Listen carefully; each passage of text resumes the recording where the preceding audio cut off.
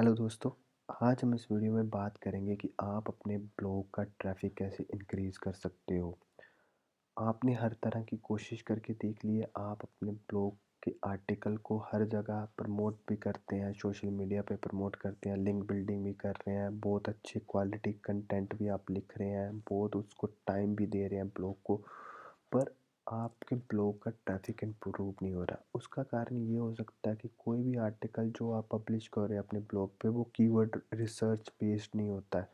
Keyword based article वो ही होता है जिस जब आप कोई भी टॉपिक अपने माइंड में सोचते हैं तो उसका कीवर्ड आप रिसर्च करते हैं कि उस कीवर्ड का कितना वॉल्यूम है, क्या कीवर्ड डिफ़िकल्टी है, क्या उसका इंटेंट है और कितने रेफरिंग डोमेन मुझे लगेंगे उस पर्टिकुलर कीवर्ड को रैंक करवाने के लिए।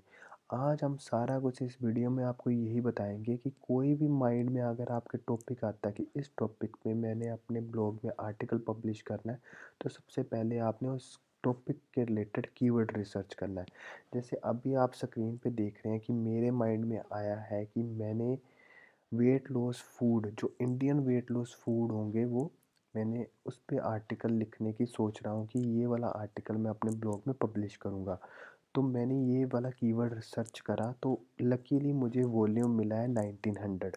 कई बार ये होता है कि हमारे माइंड में कोई टॉपिक आता है तो हम कीवर्ड रिसर्च करने चलते हैं, तो हमें पता चलता है कि उसका उसके रिलेटेड, उस कीवर्ड के रिलेटेड तो वॉल्यूम ही नहीं है, वो कीवर्ड एग्जिस्ट ही नहीं करता, लोग उस कीवर्ड को सर्च ही नहीं करते हैं गूगल पे। तो आपको कीवर्ड रिसर्च टूल की हेल्प लेनी चाहिए। कीवर्ड रिसर्च अभी मैं सैमरस टूल की हेल्प ले रहा हूँ, आप पेड टूल की हेल्प भी ले सकते हैं अगर आपके पास एक्सेस है, नहीं तो आप फ्री टूल की भी हेल्प ले सकते हैं। अगर आपको नहीं पता है कि कौन कौन से फ्री टूल अवेलेबल हैं कीवर्ड रिसर्च के लिए, तो ऊपर आई बटन पे क्लिक करके आप कीवर्ड रिसर्च जो फ्री टूल हैं उनके बारे में जान सकते हैं। हमने ऑलरेडी एक वीडियो पब्लिश करी हुई है और हमारे वॉल्यूम 1900 है, ग्लोबल वॉल्यूम 2500 है और इंटेंट है कमर्शियल। इंटेंट क्या होता है? The purpose of a search in a search engine intent can be read by the search engine algorithm to show the proper result and set result. इनका मतलब ये है कि कोई भी कीवर्ड जब एक यूज़र गूगल पे सर्च करता है तो उसके रिलेटेड सर्चेज आते हैं। तो वो सर्चेज किस बेसिस पे आती हैं कि उस कीवर्ड का क्या एक्चुअल में यूज़ क्या है। जैसे ये कीवर्ड है, जब भी कोई यूज़र इसको कीवर्ड को सर्च करता है गूगल पे तो वो जानना चाहता है कि कौन कौन से फूड हैं जिनको वो बाय कर सकता है अपनी वेट लूज़ करने के लिए। अगर यही कीवर्ड का इंटेंट इंफॉर्मेशनल होता तो गूगल शो करता आर्टिकल्स कि ये आर्टिकल है जिनके बारे में आप जान सकते हो कि कौन कौन से वेट लॉस के फूड हैं, इंडियन फूड हैं जिनसे वेट लॉस होता है। अगर यही इंटेंट ट्रांजैक्शन होता तो सेम जैसे कमर्शियल इंटेंट होता है वैसे ट्रांजैक्शन होता कि इस कीवर्ड को जब कोई बंदा सर्च करेगा गूगल पे तो वो बाय करने जा रहा है गूगल पे। जब किसी कीवर्ड का इंटेंट इंफॉर्मेशनल होता है तब यूज़र उस चीज़ के बारे में जानना चाहता है, उस चीज़ के बारे में नॉलेज लेना चाहता है, उस सर्विस के बारे में जानना चाहता है, तो वो जो इंटेंट होता है उसको कहते हैं इंफॉर्मेशनल। और जब भी आपने कोई कीवर्ड पिक करना है आर्टिकल लिखने के लिए या आर्टिकल पब्लिश करने के लिए, तो आपका कीवर्ड का इंटेंट होना चाहिए इंफॉर्मेशनल। तो ये भी आपने अपने माइंड में रखना है। पर यहाँ पे अगर आप देखोगे तो यहाँ पे कीवर्ड डिफ़िकल्टी है 59%। 59% का मतलब ये है कि जो कीवर्ड डिफ़िकल्टी होती है 1 टू 100 में रैंक करती है। जितनी ज़्यादा कीवर्ड डिफ़िकल्टी होगी उतना ज़्यादा चांसेस हैं कि उसको कीवर्ड को रैंक करना बहुत ज़्यादा मुश्किल है। और यहाँ पे डिफ़िकल्ट लिखा भी आ रहा है, तो इस यहाँ पे लिखा हुआ है you will need to have 63 referring domain and optimize content to complete here. उनके कहने का मतलब ये है, एल्गोरिथम का या डेटाबेस का कहने का मतलब ये है कि इस कीवर्ड पे अगर आप आर्टिकल लिखते हो अपने ब्लॉग में, अपनी वेबसाइट के ब्लॉग में पोस्ट करते हो, तो आपको 60 plus referring, 60 new, 60 different website, मतलब 60 वेबसाइट के साथ आपका आर्टिकल लिंक्ड होना चाहिए। आपका आर्टिकल अदर 60 वेबसाइट के साथ जब लिंक होगा तब जाके ये वाला कीवर्ड है वो रैंक होगा आपकी वेबसाइट के लिए फर्स्ट पोजीशन पे, सेकंड पोजीशन पे, थर्ड पोजीशन पे। सिर्फ 60 डोमेन्स नहीं लगे, उसके लिए जो आर्टिकल है वो भी इंफॉर्मेटिव होना चाहिए, यूनिक होना चाहिए, अच्छी लेंथ होनी चाहिए, एसईओ ऑप्टिमाइज़्ड होना चाहिए। तो मतलब कि ऐसे कीवर्ड को अगर आप रैंक करने जा रहे हैं तो बहुत ज़्यादा हार्ड वर्क लगेगा, बहुत ज़्यादा टाइम लगेगा, बहुत ज़्यादा इस ऐसे कीवर्ड को रैंक करवाना बहुत मुश्किल होता है, तो इसको पिक करने की ज़रूरत नहीं है। आप ये मत देखो कि इसका वॉल्यूम अच्छा है, आप ये देखो कि इस कीवर्ड पे अगर आपने आर्टिकल लिख भी लिया तो कोई फ़ायदा नहीं होगा, बहुत ज़्यादा हार्ड वर्क लगेगा। तो हमने कैसे कीवर्ड पर चूज़ करना है, यहाँ पे कीवर्ड वेरिएशन आपको दिख रही है, यहाँ पे सारी जो कीवर्ड डिफ़िकल्टी है वो ऑरेंज येलो है, तो हमें ग्रीन वाला कीवर्ड चाहिए, मतलब कि लेस देन 30 कीवर्ड डिफ़िकल्टी वाला हमें कीवर्ड चाहिए। तो हम यहाँ पे जो अभी हम Indian food for weight loss के रिलेटेड कीवर्ड देख रहे हैं कि कौन कौन से हैं। तो हमें यहाँ पे देखो कीवर्ड डिफ़िकल्टी 16 तो ये ग्रीन कलर का यहाँ पे शो हो रहा है कि मतलब कि इस कीवर्ड की कीवर्ड डिफ़िकल्टी है 16। पर यहाँ पे वॉल्यूम आपको कम दिख रहा होगा, यहाँ पे 390 है।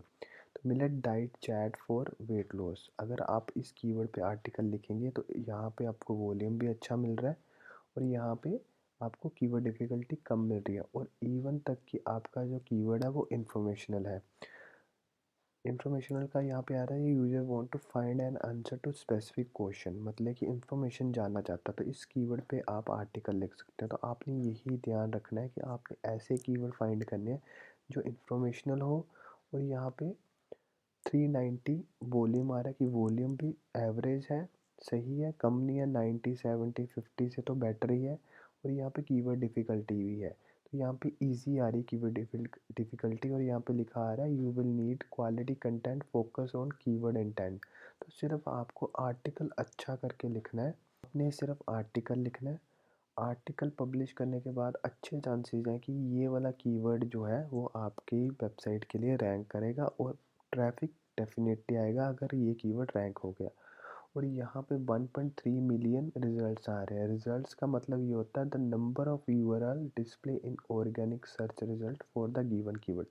इनके कहने का मतलब ये है कि सर्च इंजन रिजल्ट्स पेज में, मतलब कि सर्प में कम से कम 1.3 मिलियन यूआरएल डिस्प्ले हो रहे हैं इस कीवर्ड के लिए। इतने हो रहे हैं कि नहीं हो रहा है वो हमें पता नहीं, पर यहाँ पे लिखा आ रहा है the number of URL display in organic search result. Organic search result जो होता है, गूगल के जो सर्च रिजल्ट्स आते हैं वही है, फॉर द गिवन कीवर्ड, मतलब इस कीवर्ड के लिए 1.3 मिलियन रिजल्ट्स जो है वो ऑलरेडी सर्च रिजल्ट दिख रहे हैं। तो आप भी एक अपना अपने ब्लॉग आर्टिकल का कर सकते हैं और उसको जल्दी से जल्दी रैंक करवा सकते हैं। यहाँ पे 1300 का आ रहा है नॉन वेजिटेरियन फूड चार्ट। ये कितना अच्छा कीवर्ड है जिसकी 1300 है और 16 है। तो मेरा चांस मैं हम ऐसे कीवर्ड को ही पिक करेंगे, क्योंकि ऐसे कीवर्ड की कीवर्ड डिफ़िकल्टी बहुत कम है और वॉल्यूम बहुत अच्छा है। तो इस पे हम आर्टिकल लिखेंगे। और सेकंड हम ये भी आपको बताना चाहते हैं, ये सारे जितने कीवर्ड हैं ये इंफॉर्मेशनल भी दिख रहे हैं आपको, और इनकी कीवर्ड डिफ़िकल्टी कम है। Punjabi diet plan for weight loss, Bengali diet chart for weight loss female, ऐसे कीवर्ड को आप पिक करें और ऐसे कीवर्ड पे आप आर्टिकल लिखें, उनको अपने ब्लॉग में पब्लिश करें। फिर उस ब्लॉग आर्टिकल को, ये आप ऐसे मत करो कि उसको पब्लिश करके छोड़ दो।